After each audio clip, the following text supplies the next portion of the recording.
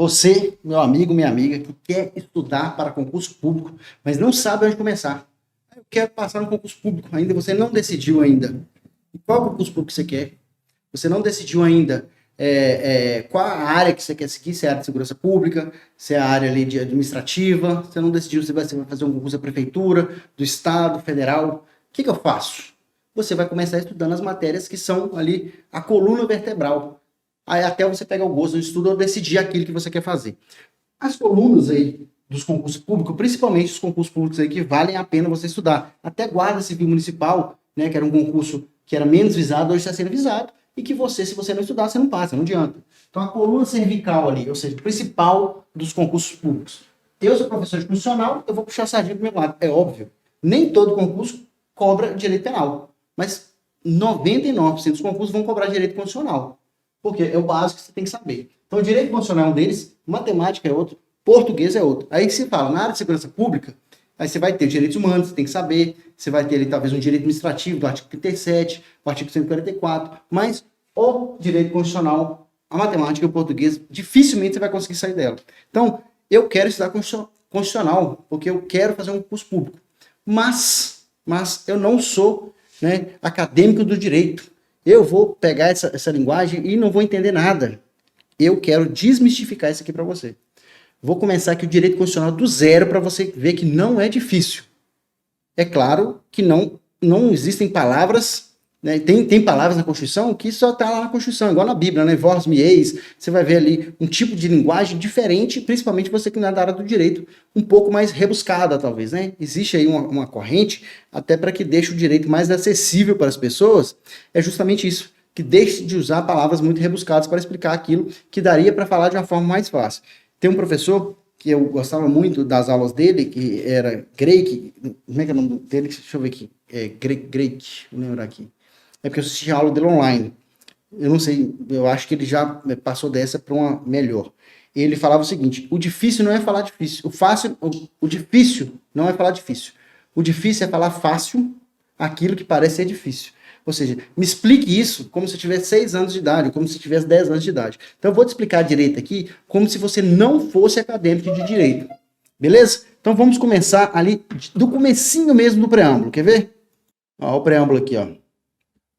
Preâmbulo da Constituição, começo da Constituição. O começo da Constituição não é parâmetro para ação direta de inconstitucionalidade. Ele só é abertura. Ele não é a Constituição em si. Preâmbulo diz coisas que servem para introduzir a Constituição, mas ainda não é a Constituição. A Constituição começa objetivamente no artigo 1º. Então, o preâmbulo da Constituição é só a introdução. Porque muita gente questionou isso nos tribunais superiores, justamente pelo preâmbulo trazer ali, né, questões que a própria Constituição dizia o contrário. Então, o preâmbulo da Constituição não é Constituição, é só a introdução da Constituição. Essa introdução da Constituição não pode ser parâmetro para a ação direta de inconstitucionalidade, porque o preâmbulo não tem efeito normativo. O que é efeito normativo? É efeito que traz norma, que gera direito, que gera obrigação, que gera um direito para o cidadão, uma obrigação para o Estado, uma obrigação para o cidadão e para o Estado. Então a gente vai entender ali o preâmbulo como uma introdução que não tem efeito normativo, beleza? Eu não vou ficar lendo o preâmbulo aqui, porque a minha intenção não é ler, é que para você entenda. Por que você tem que entender isso aqui? Porque muita gente vai falar o seguinte, ó, se o Brasil é um Estado laico, por que fala na proteção de Deus? Eu concordo, tá, gente? Não sou eu que estou falando, não. É as pessoas que falam que não concordam com essa parte, porque se o Brasil é um Estado laico, por que deveria ter Deus na Constituição? Então, a Constituição, né, o preâmbulo da Constituição não tem efeito normativo, é só a introdução. Por isso que tem ali Deus, mesmo o Brasil sendo um Estado laico. O que é um Estado laico? É um Estado que não tem uma religião definida. Você pode professar qualquer religião que você quiser, inclusive não ter religião nenhuma, beleza? Então vamos lá. Para introduzir aqui, dito isso, se você não é inscrito no canal, considere se inscrever, ative as notificações, que aqui você vai ser avisado em primeira mão de todos os concursos públicos que surgirem Brasil afora. Outra coisa, quer material de apoio, quer estudar, quer ser um dos nossos alunos, ali sem compromisso, pode clicar. Eu tenho certeza que se você, aí, assim como todas os bens, né, sejam bens de consumo, sejam bens ali baixáveis, ou seja, qualquer outro bem que você adquirir na internet, você tem 7 dias aí de garantia de acordo com o Código de Defesa do Consumidor Então, isso não é alguém que fala, se você não gostar, você pode devolver em 7 dias, é uma garantia que eu te dou. Não é uma garantia do Código de Defesa do Consumidor. Você pode adquirir o curso que dá vale, 7 dias, se você não gostar, você pode aí desfazer a sua assinatura sem custo algum, e não é a Vale que está te dando isso, não, é o direito do consumidor, beleza? Então, comprou o curso, adquiriu o curso ali, não gostou, você pode ali devolver em 7 dias, ou seja, cancelar sua assinatura em 7 dias sem custo algum, e seu dinheiro tem que ser devolvido de acordo com o Código de Defesa do Consumidor. Então, eu quero estudar para o concurso X, você estuda para ele, você pode estudar para ele e vários outros concursos ao mesmo tempo.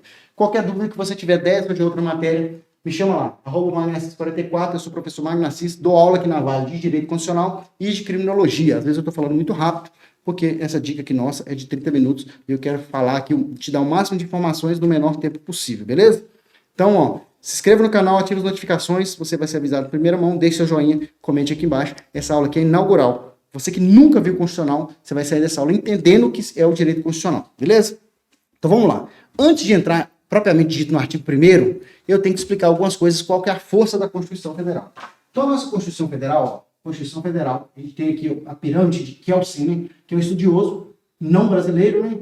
E ele pensou o seguinte: as constituições dos países ao Estado com letra maiúscula, quando fala-se Estado com letra maiúscula, poder estatal, não é os estados da unidade da federação, não. Os estados da unidade da federação, Minas Gerais, São Paulo, Rio de Janeiro, Acre, Bahia, Ceará, são unidades da federação. Esses estados, pelo menos, deveriam vir com letra minúscula, não sei que está no começo de frase, obviamente. Na Constituição você vai ver muito ao contrário, mas esse estado aqui, quando eu falo do poder estatal, ele não pode ser superior às próprias leis. Então, na democracia, a Constituição daquele país tem que ser o topo dessa pirâmide. Não existe no Brasil, por exemplo, tem a União, os estados, o Distrito Federal e os municípios. Isso aqui é só um jeito de citar. Não existe hierarquia entre eles. O prefeito, se ele estiver de acordo com a lei, ele não precisa pedir bênção aqui ao governador, que não precisa pedir bênção ao presidente. Ou seja, ele é responsável naquela sua área de competência. Não existe hierarquia entre os entes da federação. São todos aqui autônomos. Existe autonomia, não existe soberania. Soberania é só a união de todos, a República Federativa do Brasil tem. Mas existe hierarquia de leis. Uma lei é mais superior, mais superior é pleonasmo, uma lei é superior à outra. A Constituição é a lei maior. A gente fala de Carta Magna, não é por causa do meu nome não, tá? Carta Magna, Carta Maior, Lei Maior, tudo isso é nome da Constituição. Por quê? A Constituição é maior do que tudo. Nada pode ser superior à Constituição, certo? Então, dito isso, nem o próprio Estado pode descumprir as normas que estão na Constituição. A Constituição é a lei maior que rege o Estado. Tem cláusula aqui na Constituição que ela é tão forte que se for mudar alguma coisa dela, mesmo se for emenda, seria impossível. A gente chama ali do núcleo duro da Constituição, que está principalmente no artigo 60, que a gente chama de cláusulas pétreas. Pétreas vem de pedra, né? Aquelas cláusulas de pedra que não tem como mudar. Exemplos aqui. Então, a Constituição do Brasil, ela é recente, né? Ela é de 1988, mais especificamente promulgada dia 5 de outubro de 1988. 5 de outubro de 1988, para quem é mais jovem, não vai lembrar, obviamente, mas quem é menos jovem, igual eu, sou de 1981, então lembro um pouco disso, não lembro totalmente, porque eu era criança, mas eu lembro um pouco disso, dos resquícios da época do regime militar. O regime militar durou de 64 até o finalzinho de 89, né? Mas a gente chama dos anos de ferro aí, é de 70 até 76, no máximo até 80, depois começaram ali a abertura para a democracia. Então a gente tem que de 64 até aqui, a gente tem algumas coisas nas constituições passadas que vieram esbarrar a Constituição de 88. Então, tem algumas leis, inclusive o Código Penal é anterior, o Código Penal Militar é anterior, o Código de Processo Penal é anterior. Então, tem várias leis aqui, que são inferiores à Constituição, mas que são anteriores a 88. Como é que eu digo que essas leis, por exemplo, estão ferindo a Constituição? E se um dos artigos ferir a Constituição? E se a lei inteira ferir a Constituição? Seria inconstitucional?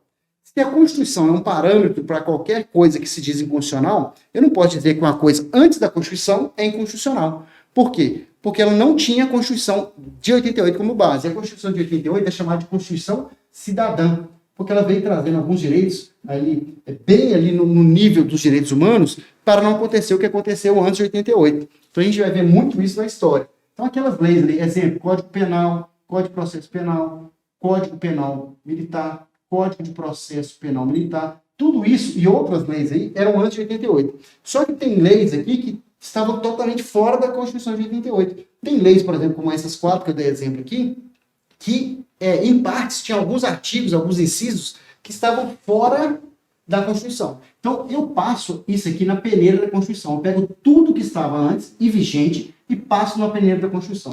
Aquilo que passou continua valendo. Aquilo que ficou retido aqui, eu chamo de não recepcionado. Não recepcionado. Ou seja, qualquer lei, artigo, decreto, resolução que não passou no crivo de 1988, ele diz não recepcionado. Por isso você vai pegar um Código Penal, principalmente o Código Penal Militar, que tem vários artigos assim, você vai perceber lá escrito assim, se você tiver um vadimeco melhorzinho, vai falar o seguinte, artigo não recepcionado, o artigo já não está mais em vigor, apesar de estar no Código Penal, ele não passou na Constituição de 88. Exemplo, a Constituição de 88 diz que ninguém pode ficar incomunicável, o preso não pode ficar incomunicável. E antes ali, existia a possibilidade da incomunicabilidade do preso, ou seja, o preso pode ficar ali tantas horas incomunicável. Ou seja, hoje não existe essa previsão mais constitucional, que a Constituição veda essa incomunicabilidade do preso. Tem que ser avisado ao juiz, à família ou pessoa por ele indicada imediatamente. Ou seja, a pessoa foi detida ali naquele momento, tem que ser avisado ao juiz. Não existe a incomunicabilidade do preso. E aqui nesses códigos tinham algumas previsões. Esses incisos, artigos, alíneas que falam da incomunicabilidade do preso, eles não foram recepcionados pela Constituição, restando aqui o que foi recepcionado. Beleza? Então aquilo que estava antes da Constituição, em 1988, dia 5 de outubro de 88, teve que passar nesse filtro, passou nesse filtro, saiu do lado de lá. E se foi a lei toda, ela vai ser revogada. Se for só alguns artigos, ela vai ser usada como Código Penal, Código Penal Militar, mas ainda alguns artigos ali não recepcionados, então não tem mais força normativa. E as leis pós 5 de outubro de 88, aí sim eu digo de constitucional e inconstitucional. Exemplo, Código Civil. Código Civil é bem mais novo do que 88, certo? O Código Civil aqui, esse Código Civil, ele tem que estar de acordo com a Constituição de 88. Se tiver algum inciso, alguma linha, algum artigo ali que estiver fora da Constituição de 88, né, vai ser movida uma ação direta de inconstitucionalidade, ou de acordo com o caso ali, e se algum artigo, inciso, a linha não estiver de acordo com a Constituição, eu digo que ele é inconstitucional. Inconstitucional. Ou seja, ele não está de acordo com a Constituição. Quem vai fazer esse controle? Quem vai fazer esse controle é o que a gente chama de STF, Supremo Tribunal Federal. O Supremo Tribunal Federal, ou seja, o STF, ele é o guardião da Constituição. Guardião da Constituição. Ele é o guardião, ou seja, ele que vai fazer esse crivo. Quem pode mover uma ação direta de constitucionalidade? Não se preocupe que isso aí, os legitimados, se cair no seu concurso, a gente tem aula própria para isso aqui. Ou seja, após 88, qualquer lei, ato normativo tem que estar de acordo com a Constituição. Inclusive as constituições dos estados. Então, aqui para baixo eu tenho leis ordinárias, leis delegadas, decretos, resoluções, constituições estaduais, leis orgânicas municipais, eu tenho a Constituição Federal, que vale em todo o território nacional, eu tenho a Constituição Estadual, a Constituição Estadual vale naquele estado, e por município eu tenho a lei orgânica. A lei orgânica está para o município, assim como a Constituição Estadual está para o estado, e a Constituição Federal está para a República Federativa do Brasil. Fato é que a Constituição Estadual tem que estar de acordo com a Constituição Federal. Ela não pode ferir a Constituição Federal. Ela pode ampliar direitos, ela não pode diminuir direitos. Exemplo, a Constituição Federal diz que a mulher trabalhadora, a mulher empregada, ela tem direito a 120 dias de licença maternidade, ou seja, licença da gestante, 120 dias. Uma Constituição Estadual pode aumentar para 180, não tem problema. Uma lei orgânica municipal pode aumentar para 200, não tem problema. O que não pode é diminuir, não pode falar assim, a Constituição Federal diz que é 120, no meu estado aqui é 110. Não pode. Exemplo, pode ser a Constituição Estadual aumentar o salário mínimo naquele estado? Pode. Tem estado no Brasil que o salário mínimo é maior. O que não pode é diminuir, porque o próprio nome já diz salário mínimo. Ou seja, não pode estar em desacordo com a Constituição, porque o próprio nome já diz salário mínimo. Pode-se pagar mais, mas não pode se pagar menos. A Constituição Estadual tem que estar de acordo com a Constituição Federal e a lei orgânica tem que estar de acordo com a Constituição Estadual e de acordo com a Constituição Federal. Senão vai ser movida ações de inconstitucionalidade daqui para cá, ou daqui para cá, ou daqui para cá, dependendo da situação, uma DPF, a gente vai ver isso nas aulas que virão, né? Se for o caso do seu edital. Fato é que existe uma hierarquia das leis, não existe uma hierarquia dos entes da federação, mas as leis existem hierarquia. A lei que está superior não pode ser afetada por uma lei que está inferior. Entre uma briga entre a Constituição Federal e uma lei infraconstitucional, a Constituição sempre vai prevalecer.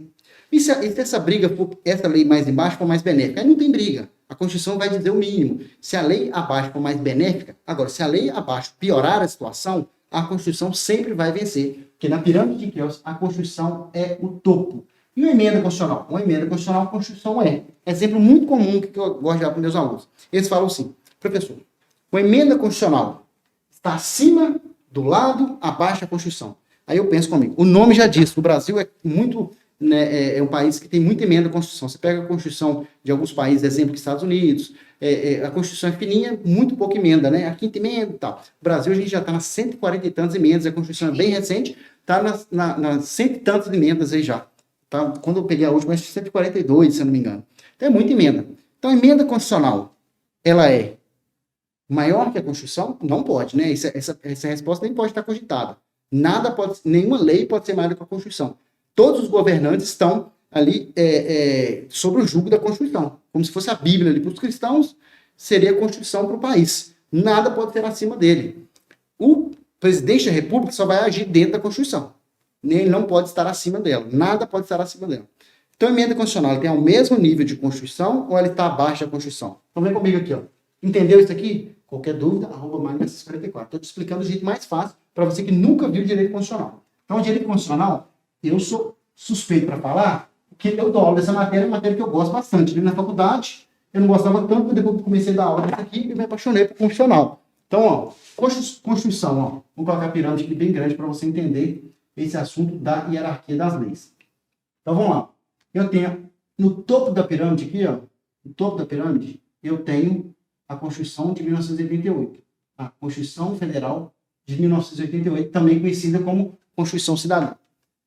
A que está antes dela, que não passou pelo crivo dela, eu chamo de não recepcionável. O que foi feito depois, que não tiver de acordo com ela, a gente chama de inconstitucional. Quem faz esse controle? O STF, quando ele é provocado. Alguém chega e fala assim, essa lei é inconstitucional. Ou eu quero garantir que essa lei seja constitucional, ou seja, ação direta de constitucionalidade.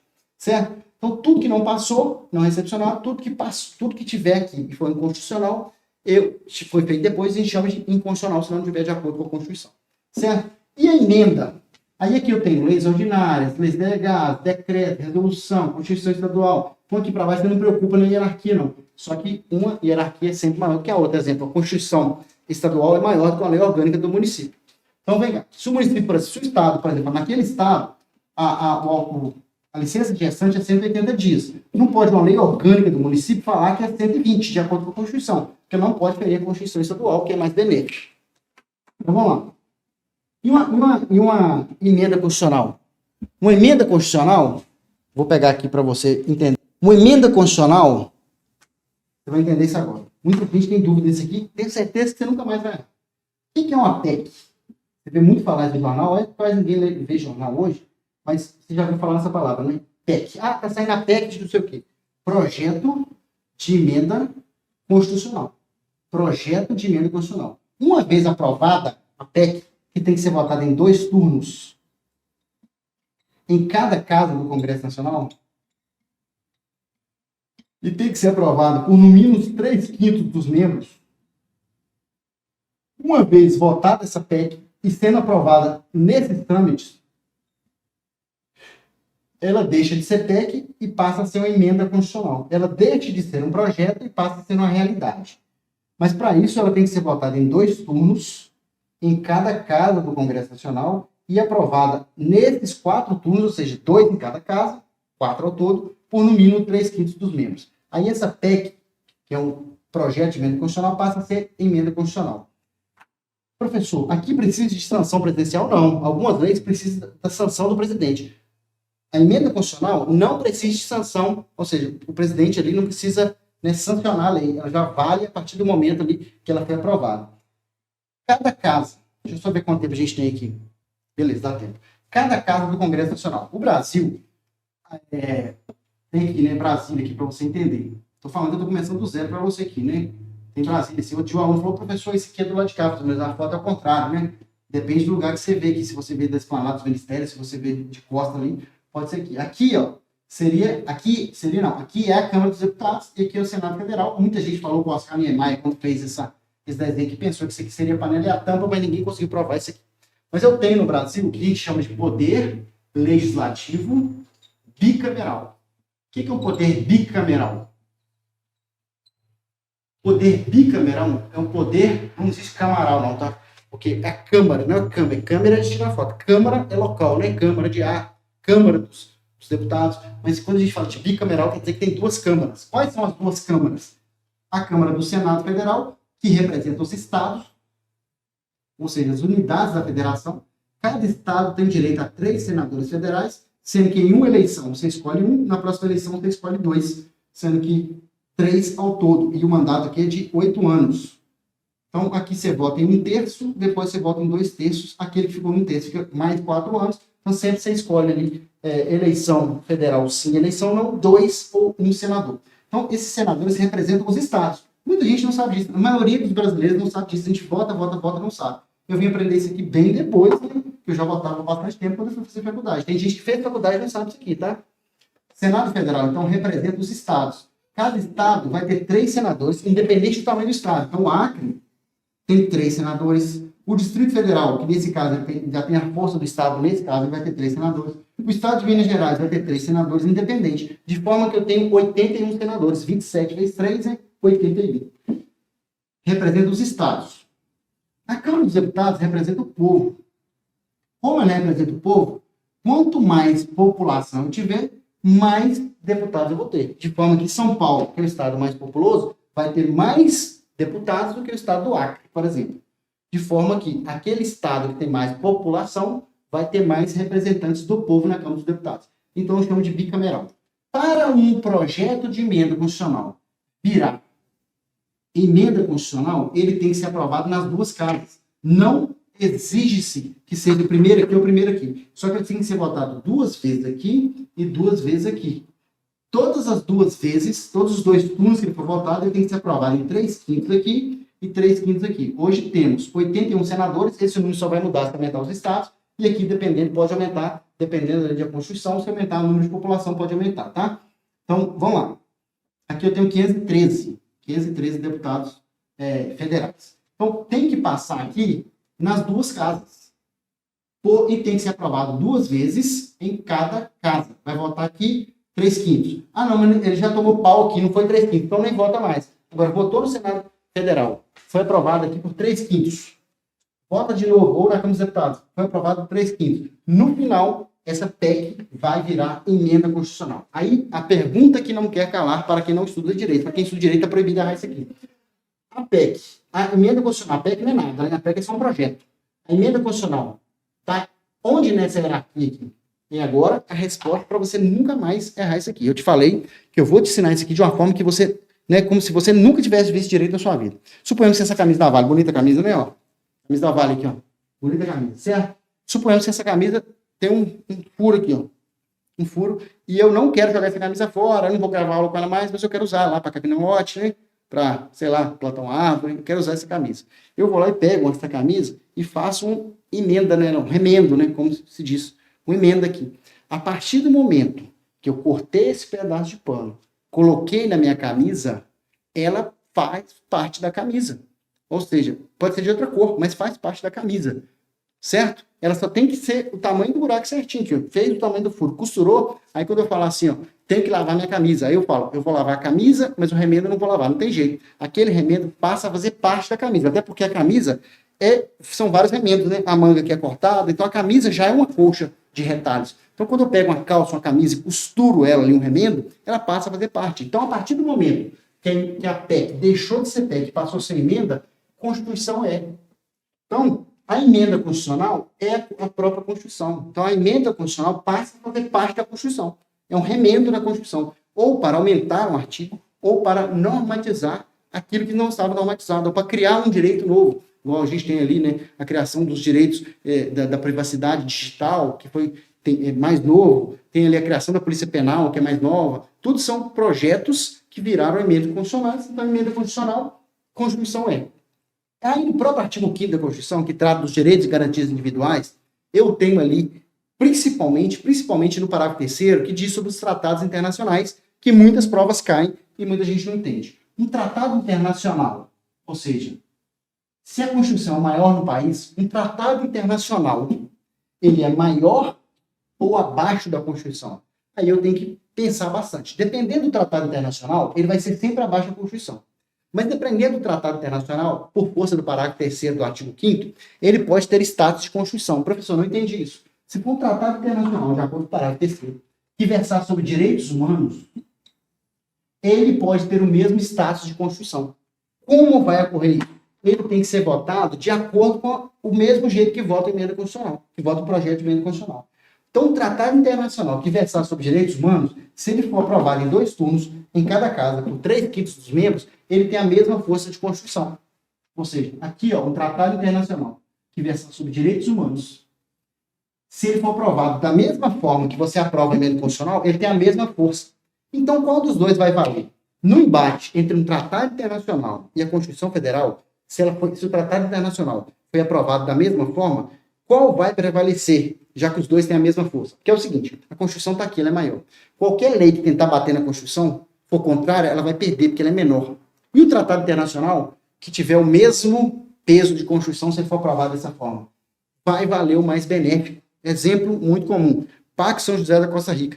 Fala-se que não existe mais a prisão do depositário infiel. O que é o depositário infiel? É aquela pessoa que pegava um bem do Estado para em depósito, exemplo, até o Ferrari presa no pátio da Polícia Rodoviária Federal, e aquela Ferrari, se ela ficar ali no tempo, se ela ficar sem manutenção, ela vale 5 milhões, até sair o leilão dela, ou dar o perdimento total ali, ela vai valer, sei lá, nem 1 milhão. Então o que eu faço? Eu posso pegar essa Ferrari e deixar de depositário fiel, né? Depositário fiel é aquele que não devolveu. Depositário fiel para uma agência. Aí a agência vai expor a Ferrari lá, né, na vitrine e vai cuidar dela ali, o básico dela. Essa pessoa não é dona desse bem. Esse é um bem empreendido, por enquanto ele está sob a tutela do Estado. Se der perdimento, ele vai ser leiloado ou dado a destinação para ele, né? Até viaturas de polícia tem feito com esses supercarros. Mas suponhamos que aquela pessoa ali não devolveu aquele bem. Ah, vai ficar aqui até o trânsito julgado. Deu trânsito julgado, deu perdimento do bem ou não deu, tem que devolver. O cara não devolveu o Ferrari. Esse cara é um depositário infiel, ou seja, ele não cumpriu com a obrigação de devolver o bem na hora certa. Mas por que alguém ia querer ficar com o bem? Para expor o bem. Se for uma obra, por exemplo, de arte, tem uma obra de arte lá que foi presa na casa, sei lá, do estelionatário. Essa obra de arte pode ficar, por exemplo, de depositário fiel no museu, até privado, ou na casa de alguém que tem um conservatório de arte, para não ser deteriorado. Então, naquele tempo ali, é que a pessoa está sobre, né, a posse daquele bem, tendo que zelar, tendo que cuidar dele, mas ela tem que devolver na época certa, que for demandado para devolver. A partir do momento que foi judicialmente pedido para ela devolver, ela passa a ser um depositário infiel. Antes da Constituição, antes do Tratado Internacional, que é o Pacto São José da Costa Rica, essa pessoa poderia ser apenada. Então, tinha 2 prisões civis no Brasil. A primeira prisão civil que tinha, ou seja, a pessoa não cometeu um crime do Código Penal e ela poderia ser encarcerada, poderia ser cerceada de sua liberdade. O primeiro, que ainda está valendo, é a prisão por alimentos. Né? A pessoa não pagou a pensão inexcusável, ou seja, não tem justificativa, e ali, sob um tempo, a pessoa pode ser encarcerada porque ela não pagou a pensão, mesmo não cometendo crime, ou seja, uma prisão civil. E também a prisão do depositário infiel. A pessoa não devolveu aquilo que deveria ter devolvido e ela poderia ser presa. Veio o Pacto São José da Costa Rica e falou que não pode ser preso o depositário infiel. Então, o Pacto São José da Costa Rica ele é mais benéfico ou ele é menos benéfico do que a Constituição? Ele é mais benéfico. Então, ele vai prevalecer. Ele fala assim, ó, a pessoa não pode ser presa. Hoje, o depositário infiel tem que responder criminalmente, talvez por uma apropriação indébita e tal, mas por força de Constituição, ele não pode ser penado, porque o Pacto São José da Costa Rica é um tratado internacional e ele é mais benéfico para o cidadão do que a própria Constituição. Então, os dois ali vai bater, se tiver um embate entre os dois que tem a mesma força, qual dos dois vai prevalecer? Aquele que for mais benéfico. Então, a Constituição, basicamente, para você começar a entender a Constituição, é isso aí. A gente chegou no finalzinho aqui. Qualquer dúvida que você tiver sobre direito constitucional, qualquer dúvida de concurso público, né? Às vezes a gente pega aqui para falar algumas palavras mais rebuscadas, eu tento tirar isso, principalmente quando você está dando aula aqui fora do meio acadêmico, que são para pessoas aí, eu não sei quem está assistindo do outro lado, pode ser que alguém nunca tenha visto direito constitucional, então eu tento falar da forma mais fácil, citando os exemplos, as metáforas, mais fáceis possível. Você vai perceber que as aulas dos professores aqui da Vale vão sempre caminhar nesse assunto, principalmente a aula aí de direito penal, direito administrativo, direito processual penal, direito constitucional. A gente sempre vai tentar falar na linguagem mais fácil para você entender. Para na hora da prova, você não ter que decorar. Eu não quero que você decore, eu quero que você entenda. Porque se você decorar, você vai esquecer. Aquilo que você decora, você esquece. Aquilo que você aprende, você não esquece mais. Quer ver você ficar bom numa coisa? Quando você começa a explicar aquilo. Aí amanhã você está lá com a sua esposa, com o seu esposo, com o seu amigo, começa, você sabia que na Constituição tem escrito isso, muita gente não sabe, que aqui, ó, é bicameral, que tem duas câmaras, o Senado Federal representa os estados, a Câmara dos Deputados representa o povo, por isso que o Senado aqui, independente do tamanho do estado, tem 3 senadores, que a gente vota em um, depois de, na próxima eleição, a gente vota em 2, e aqui a Câmara dos Deputados renova-se de 4 em 4 anos, representa o povo, quanto mais povo tiver, quanto mais população, mais deputado vai ter, um estado que tem mais população tem mais deputados, um estado com menos população tem menos deputados. Aqui tem 513, hoje, atualmente, pode aumentar de acordo com a população. Aqui, ó, só se aumenta se aumentar os estados. Ele é bicameral, tem que votar nas 2 casas para uma PEC virar uma emenda constitucional. E uma vez virada a emenda constitucional, ela tem a mesma força de Constituição, que por sua vez tem a mesma força no Tratado Internacional, que versar sobre direitos humanos, se ele for aprovado do mesmo jeito. 2 turnos em cada casa e aprovado por 3/5 dos membros. Beleza? Não é difícil. Eu sei que se você nunca viu direito, principalmente direito constitucional, você pode ficar assustado, mas não assusta não. Na 3ª, na 4ª aula, eu tenho certeza que você vai estar aí respondendo questões. É muito comum um aluno assistir a primeira aula e mandar mensagem para mim no meu Instagram, @manuel44. Falei, professor, nossa, eu acho que não vou aprender isso daí não. Na 3ª, na 4ª aula, eu falei, professor, eu estou gabaritando ali o artigo 5º, que no final ali de cada assunto da Constituição, a gente tem ali umas questões para o aluno fazer, né? Tem várias questões ali para o aluno ir treinando, e medindo seus conhecimentos, fazendo sua revisão, e o aluno começar, professor, não estava entendendo nada, agora estou entendendo tudo. Não é porque esse professor é bom não, tá? É porque a metodologia de ensino aqui da Vale preza para explicar uma coisa que seria difícil da forma mais fácil possível, beleza? Um abraço, professor Magno Assis. Ficou com dúvida? Comente aqui embaixo. Eu nem sei qual concurso que eu vou fazer. Comece a estudar. Começa a pegar ali. Você não começa ali subindo uma escada do 10º degrau. Começa subindo do 1º, do 2º. Daqui a pouco você vai pegar o gosto pelo estudo. Até você que não está aí acostumado a ter uma carga horária de estudo, quando você tira algumas horas, sai um pouco ali das redes sociais e começa a estudar de forma cadenciada. Todo dia eu vou pegar aqui, vou estudar muito não, 15 minutos. Vou estudar 15 minutos aqui na Vale. 15 minutos eu vou ler aqui a Constituição, eu vou ler isso. Daqui a pouco você está estudando 1 ou 2 horas, você está começando a entender. Quando você começa a entender, isso aqui é igual uma coisa que você nunca provou. Você estudou na escola que você era obrigado. Mas aqui você vai estudar porque isso aqui é um futuro melhor para você e para sua família. Aí você fala assim, eu não gosto de comer, por exemplo, sei lá, uma fruta aí. Eu não gosto de comer, por exemplo, sei lá, aquela lixia. Aí você fala, nossa, não quero provar isso. Quando você prova a primeira vez, parece ruim. Daqui a pouco você começa a gostar. Daqui a pouco você está fazendo um banquete. Daqui a pouco você está usando em várias receitas. Constituição é justamente isso aqui. Direito é justamente isso aqui. Estudar para concurso é isso. Você começa a achar difícil, daqui a pouco você está dando aula disso, daqui a pouco você está querendo explicar para a pessoa, daqui a pouco você está fazendo uns relatórios ali para você anotar no seu quarto, daqui a pouco você está cheio de post-it no seu quarto. Vai por mim. Você vai pegar gosto por isso aqui, beleza? Um abraço, fiquem com Deus. Não deixe de se inscrever no canal, ativar as notificações. Também não deixe de deixar o joinha, né? Não esqueça de deixar o joinha e seguir o professor lá, @magno44. Fiquem com Deus. Um abraço. Tchau, tchau. Até o nosso próximo encontro. Não suma, tá? Tô de olho em você.